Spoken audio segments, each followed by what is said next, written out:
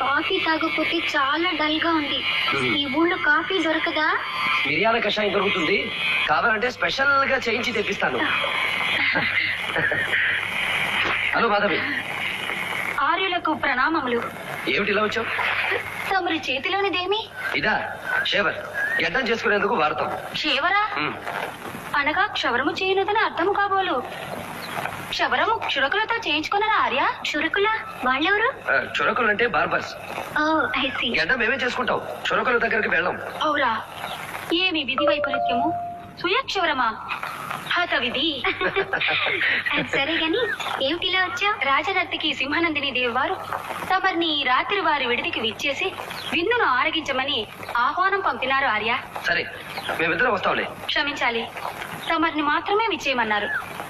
ఓ, తమర్ని మాత్రమే విచ్చేయమన్నారా? ఏమా మధ్యలో నేనెందుకు?